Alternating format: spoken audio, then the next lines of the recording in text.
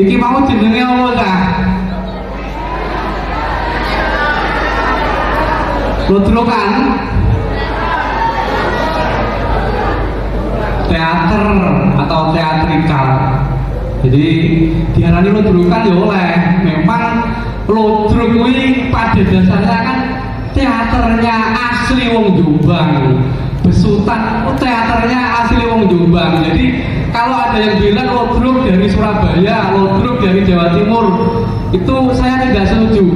Karena lodrok itu murni lahir, tumbuh dan berkembang di Jombang.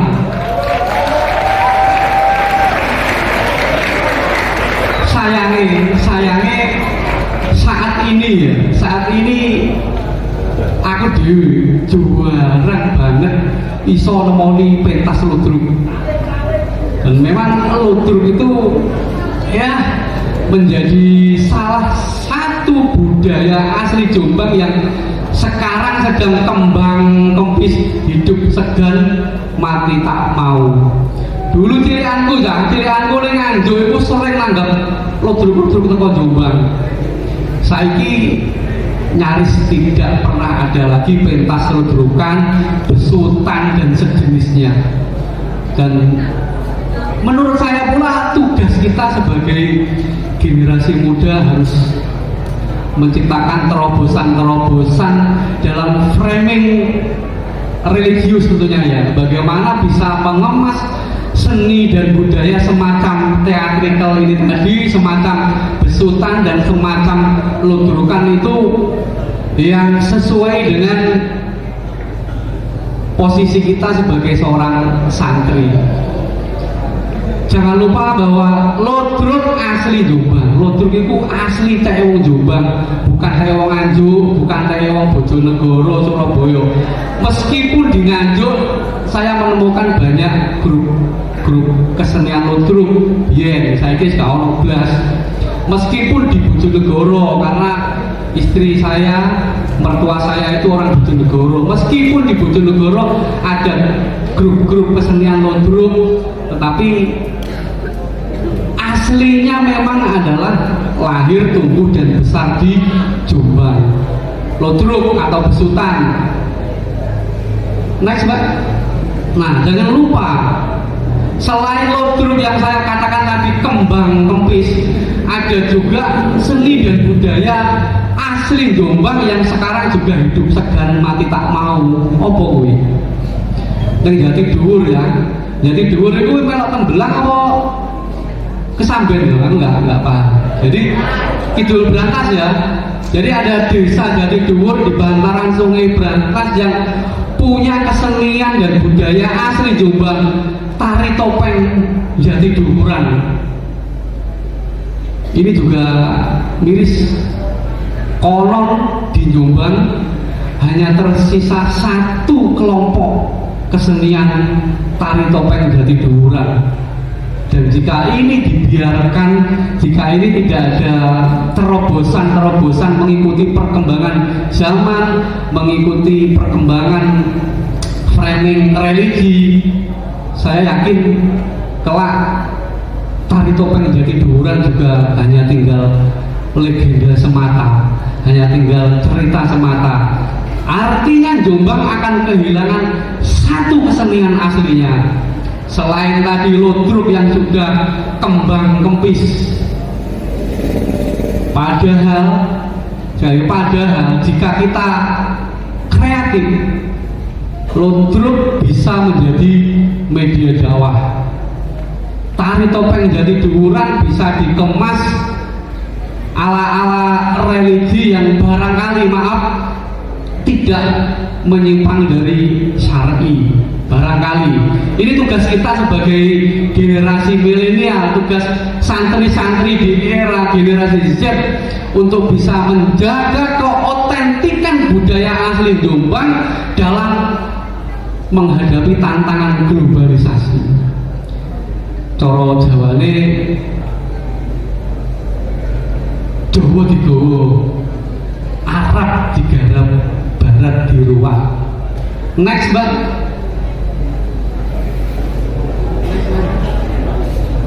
Ya, ini pembahasan utama. Lalu bagaimana posisi kita sebagai santri dalam rangka menjaga keotentikan seni dan budaya? Saya sedikit bercerita tentang profil saya. Sengaja tadi saya simpan, tidak saya sampaikan di depan bahwa kakek buyut saya dari garis keturunan ibu itu seorang dalang wayang timplung.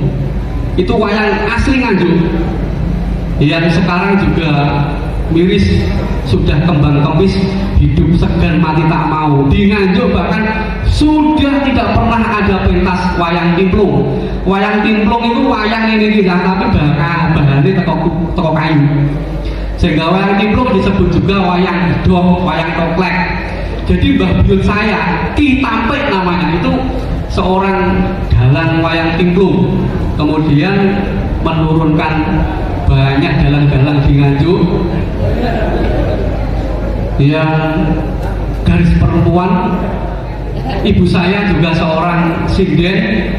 Jadi kalau bapak ibu ustazah ada yang senang kesenian wayang di era 80-an itu ada sinden Pemda Kabupaten Nganjuk bernama Ibu Katimah, itu ibu saya. Jadi sinden tetapi dia diberdayakan oleh pemerintah Kabupaten Nganjuk, karena dulu di Pendopo Nganjuk itu punya binaan grup kesenian karawitan yang setiap malam Jumat secara rutin mengadakan pergelaran karawitan di radio khusus pemerintah daerah. Dulu ada RKPD gitu dulu.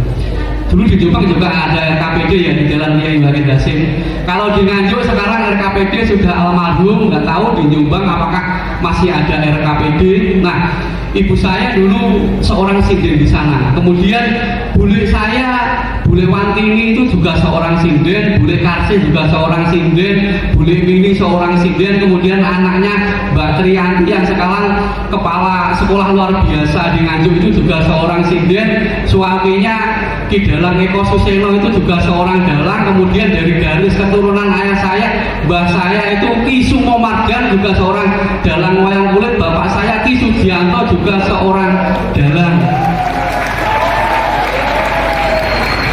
Artinya kalau orang-orang NU itu ngomong yen ngaji delok sanad keilmuannya, yen awake dhewe ndongeng ngene iki ta, yen awake dhewe ngobrol masalah seni budaya delok sanad keseniane. Jadi insya Allah darah saya, gen saya ini adalah darahnya seniman dan budayawan Nganjuk.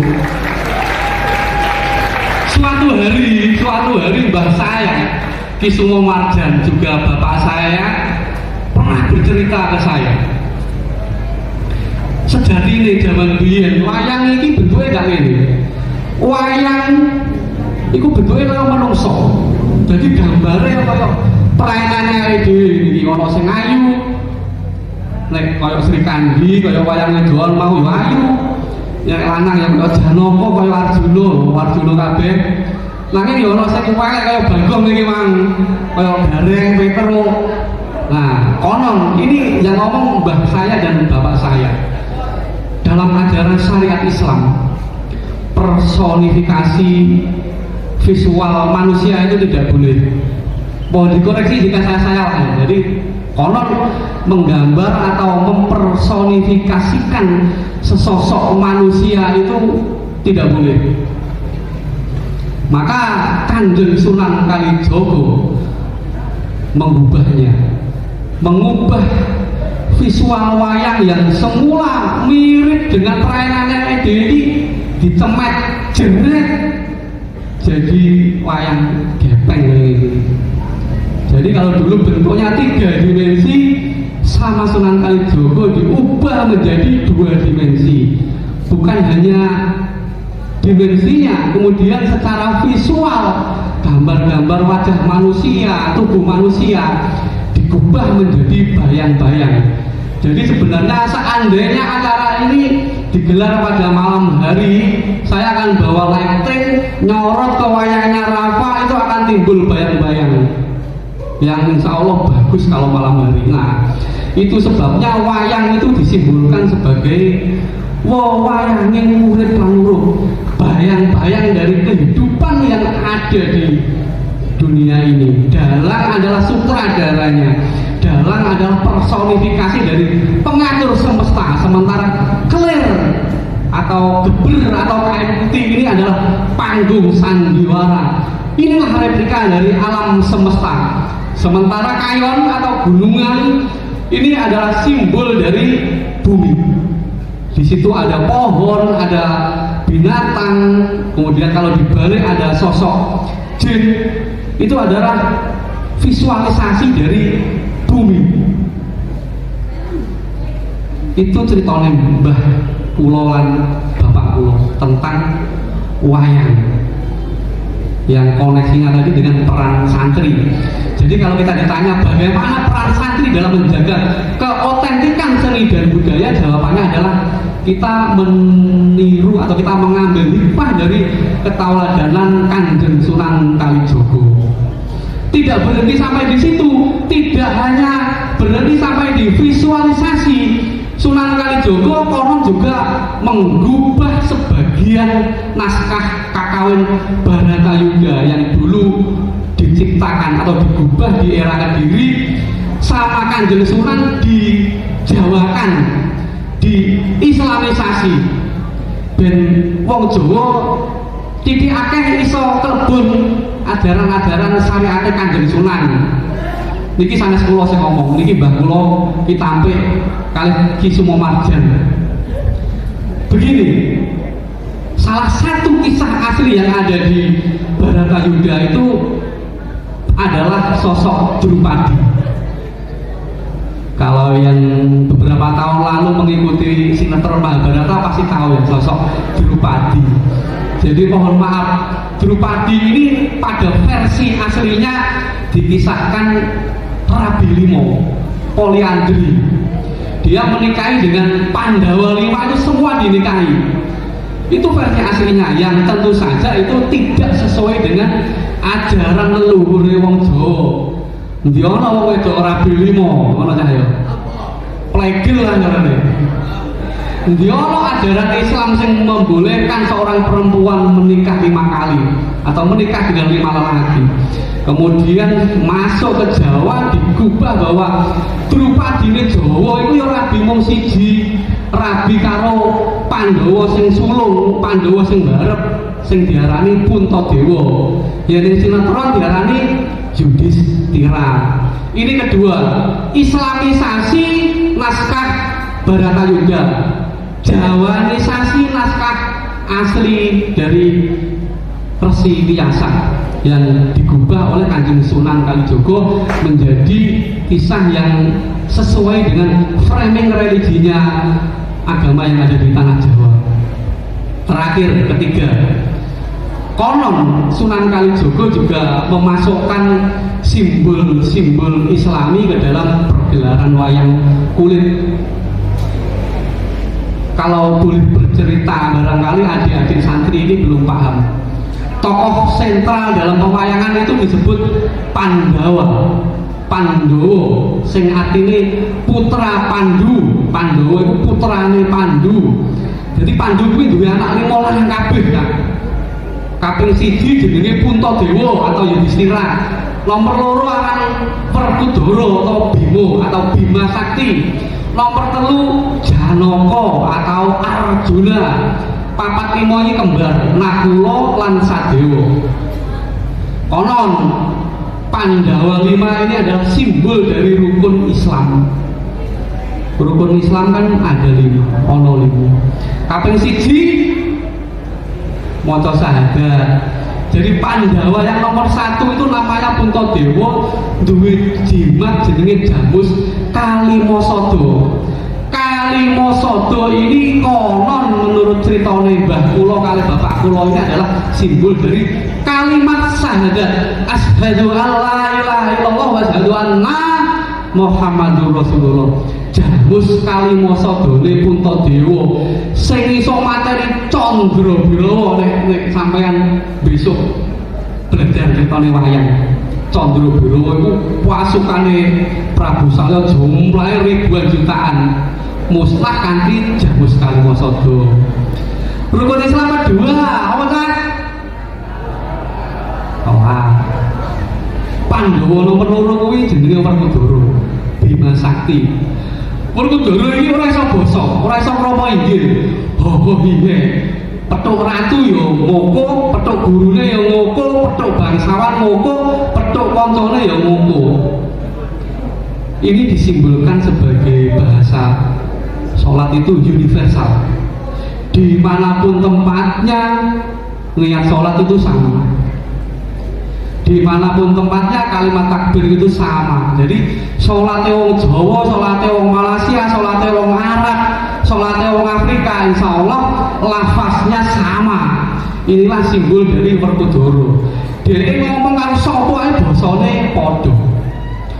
Rukun Islam ketiga apa dah?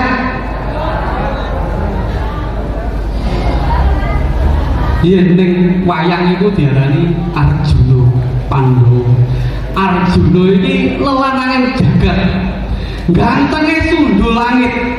Bojone ana 14. Saking gantenge. Widodarine klepek-klepek.